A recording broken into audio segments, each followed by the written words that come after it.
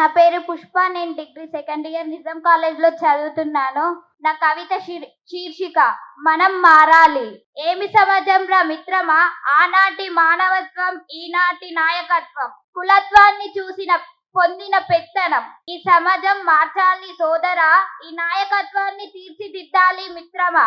బాటసారికి పోయినప్పుడు గుర్తురాని కుల భావోద్వేగాలు, పరిణయముకు యత్నముకు కోసం గుర్తు చేసే కులత్వ సమాజం, అధికారం కోసం గుర్తు చేసే నాయకత్వం, పదవి కోసం గుర్తు చేసే కులత్వం ఈ సమాజమురా మిత్రమా.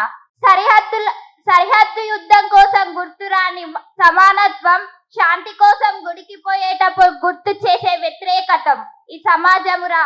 ఇలాంటి సమాజం మిత్రమా. నాయకత్వం కోసం అలమటించే రోజు ఏదిరా, ఎవరి స్వార్థం వాడిదే ఈ రోజురా. నాయకత్వం అంటే నేను కలిసి ఉండడమేరా. నాయకత్వం అంటే నీది నాది స్నేహమేరా. ఆనాడు చెప్పిన అంబేద్కర్ ఐకమత్యంగా ఉండాలని రాజ్యాంగం చెప్పాడు. సమాజం మారాలని రాజ్యాంగం రాశాడు. ఐకమత్యం ఏదిరా సోదరా, ఐకమత్యం ఎప్పుడు వస్తుంది మిత్రమా.